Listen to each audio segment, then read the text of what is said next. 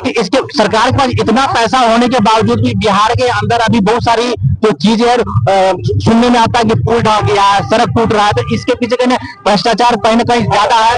इसके बारे में क्या कहना चाहेंगे? उसका विषय में तो इंजीनियर समझेगा, वो लोग समझेगा।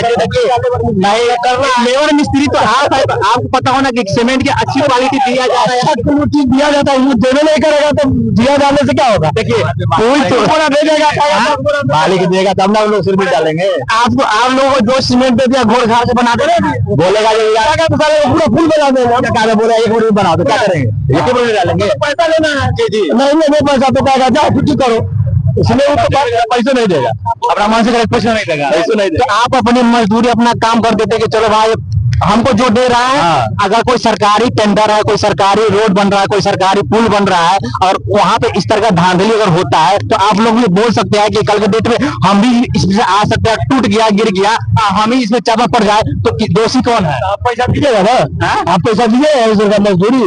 अगर मजदूरी देखिए देखिए मैं मानता हूँ कि मजदूरी हम रहेंगे तो नहीं। देखिए हमारी जिम्मेदारी तो बनती है कि मजदूरी कहीं ना कहीं ठीक है बोलने के लिए कोई भी बोल सकता है बात, लेकिन ये बात बोलेगा तो उसका मजदूरी क्यों देगा? वो तो बोलेगा क्या आजकल आप मजदूर मान के चलिए चलिए आपको मजदूरी दे भी दिया गया का और गलत सीमेंट डाल करके उस पुलिया को बना दिया गया, कौन डलाता है? कौन गलत है बात? चलो दूसरे 2 नंबर का सीमेंट बता दे, 2 नंबर का बात नहीं है, ऐसे बात नहीं, गलत बात काम है ना, तो 2 ही पूरा डालता था, 2 बड़ा कम हो गया, वो कम हो गया। 2 नंबर नहीं बात, नंबर 2 नंबर नहीं रहता, सीमेंट कम कर देता है वो लोग। कम करने के कारण उसकी क्वालिटी कम होता है भाई।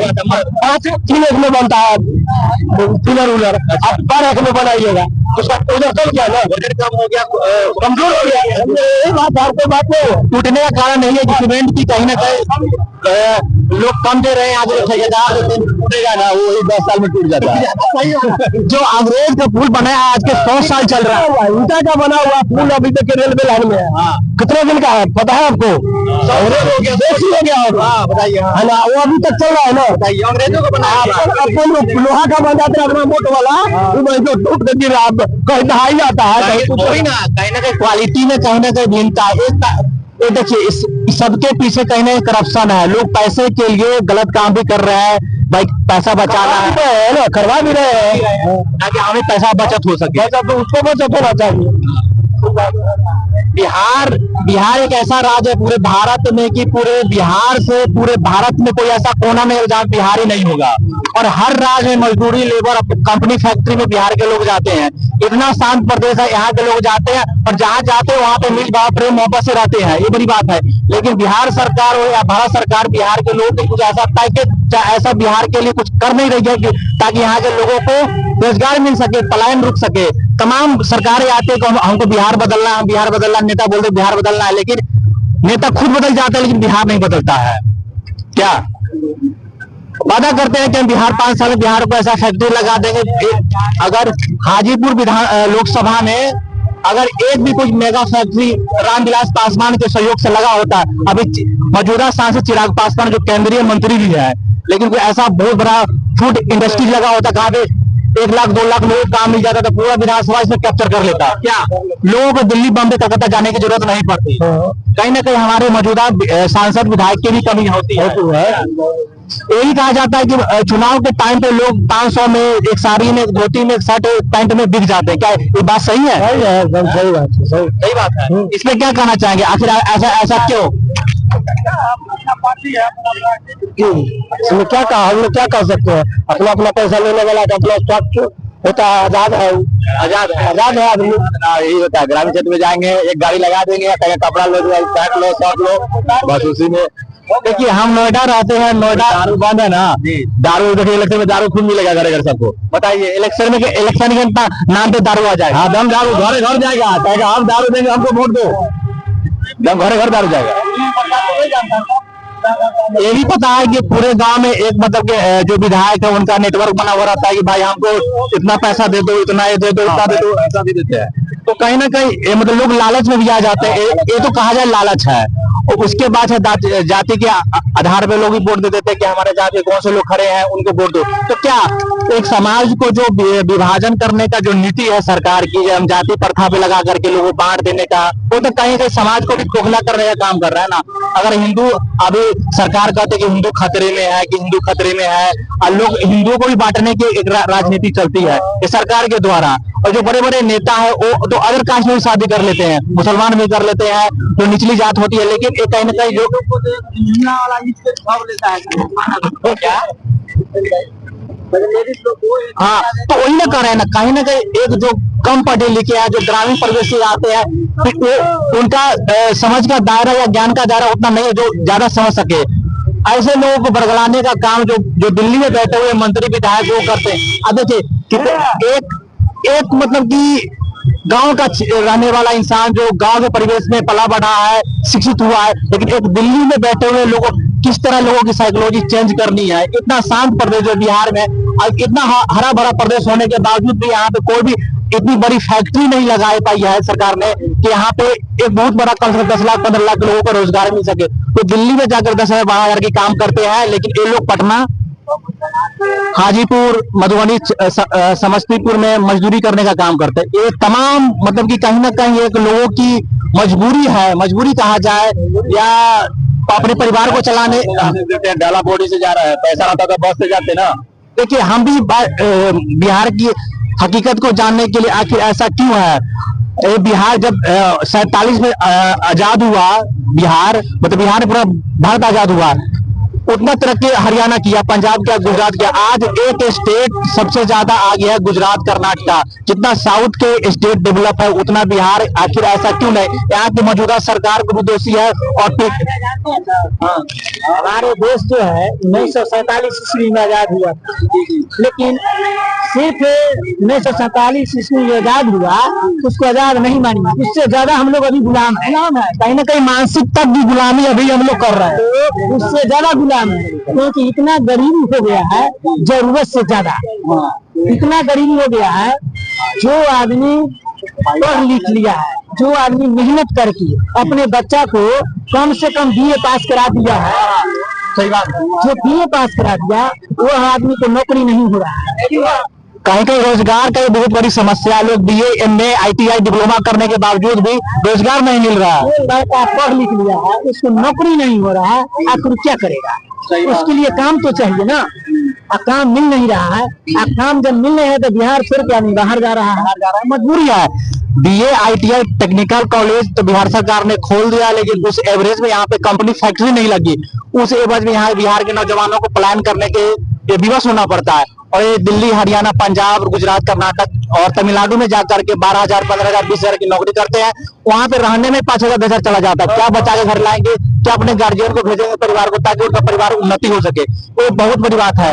आपको बताने का प्रयास करेंगे कि क्या बिहार में, देखिए सब दिखाना है, ये हाईवे बन रहा है बिहार का, ये बता मतलब कि ताजपुर वाली है ना।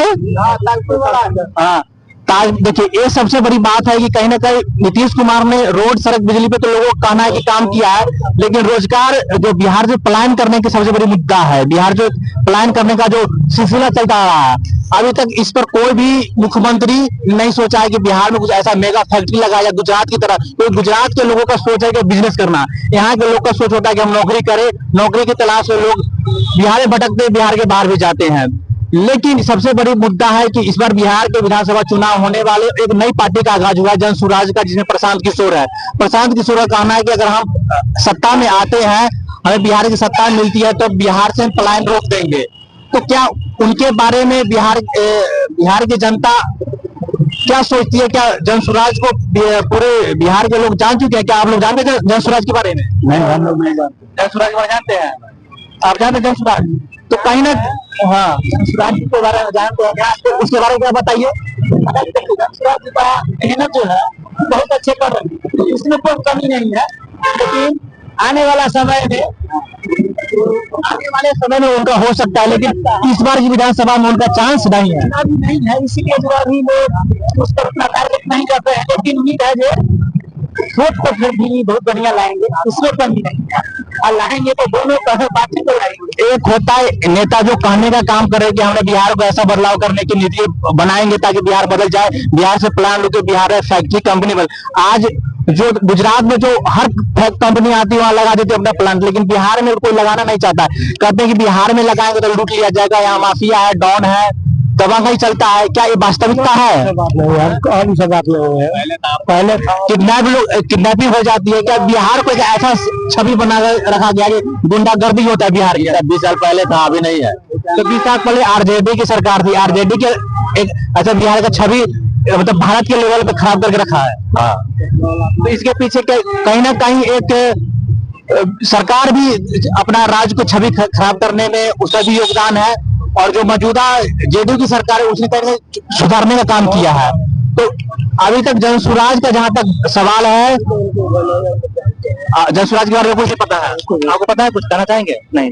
तो सबसे बड़ी बात है कि जनसुराज भले 5 सीट लाए, 10 सीट लाए, लेकिन एक कहीं ना कहीं बिहार में अपना एक पैठ बनाने का काम कर रहे हैं कि नई पार्टी उभर कर आ रही है। आरजेडी और जेडीयू के बीच में एक ऐसी त्रिकोणीय मुकाबला देखने को मिलेगा कि आने वाले नवंबर विधानसभा के चुनाव में। और आपको बता दें कि 243 सीट में जनसुराज खुद अपना उम्मीदवार उतारेगा, इंडिविजुअली किसी से गठबंधन नहीं करेगा, ना कांग्रेस, ना बीजेपी, ना आरजेडी से।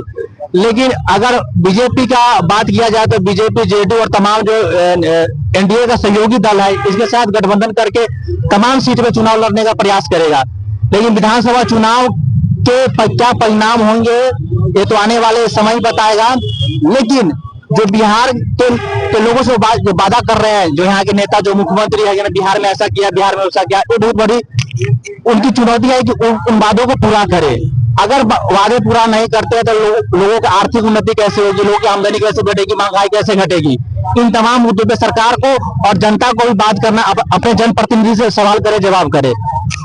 हम आपको बताएं, बिहार इतना हरा भरा स्टेट है। आप बता, एक बार मेरा कैमरा घुमाना। हाँ, कि बिहार में अगर देखा जाए तो फूड इंडस्ट्रीज के हिसाब से यहाँ पे ऐसा, अगर टेक्नोलॉजी जो कहते हैं यहाँ प्रदूषण हो जाएगी बिहार के अंदर, अगर प्रदूषण नहीं फैलाने वाली कंपनी लगाती, जैसे कि कोई अनाज पैदा करने, सबसे ज्यादा अनाज मक्का, गेहूं, चावल यहाँ की होती है। इस टाइप के जो मक्के से जो चीज बन रहा है, जो चावल से बन रहा है, इस जो पैकेट बन चीज बन रही है, ऐसी फैक्ट्री अगर यहाँ पे लगाया जाता है तो यहाँ के लोगों की उन्नति होगी। यहाँ पे केले की पैदावार अच्छा होता है, तो केले से जो आजकल झोला, जो ऑर्गेनिक पौधा बनाया जाता है, ऑर्गेनिक जिस तरीके का कपड़े बने हुए आज के डेट में, कहीं ना कहीं सिंथेटिक हो गया, जो कहीं ना कहीं। तो इन तमाम चीजों को बिहार सरकार को सोचना पड़ेगा और ऐसा प्लान तैयार करना पड़ेगा। हम इसी मुद्दे पर बात कर रहे थे, और हमारी बातचीत अगर अच्छी लगी है तो बिहार से हम बिहार के वैशाली, जो लोकतंत्र की भूमि है, जो महात्मा बुद्ध की भूमि है, भगवान महावीर की जन्मस्थली है और बुद्ध की कर्म भूमि है, और वैशाली एक ऐसा जो लिस्मी राजाओं की राजधानी वैशाली रही और ये प्राचीन नगरी है। और आपको बता दें कि यहाँ पे अंग्रेजों का शासन काल में यहाँ पे नील की खेती हुआ करती थी, जो कि आपको अभी जंदाहा, जो सैयद मोहम्मद हजरत है कि यहाँ पे जब अकबर का शासन, मुगल का शासन हुआ करता था, तो यहाँ पे एक क्या कोई मौलाना करके है जो जंदाहा में है, उनके नाम पे जंदाहा पड़ा। और आपको ये कहीं ना कहीं अंग्रेजों का बसाया हुआ ये जंदाहा सर, और कनेक्टिविटी हाजीपुर से दिया गया है, क्योंकि गंडक नदी समीप होने के कारण यहाँ व्यापार करने की सुविधा अधिक होती थी, और जंदाहा भी एक बाया नदी किनारे बसा हुआ शहर है। लोगों इसके बावजूद भी लोगों की आर्थिक, राजनीतिक उन्नति देखने को नहीं मिलता है। अगर इस क्षेत्र में कुछ ऐसी कंपनी, फैक्ट्री लगती है ताकि लोगों का रोजगार और आर्थिक उन्नति हो, ताकि जब लोगों का रोजगार मिलेगा, उनकी आमदनी बढ़ेगी, तो उनका पारिवारिक भी उन्नति होगा, आर्थिक उन्नति होगी। और लोगों को कहीं ना कहीं एक देखने में ये भी आएगा कि आर्थिक उन्नति होगा तो लोग यहाँ के सुखी संपन्न होंगे, लोगों का पलायन रुक जाएगा।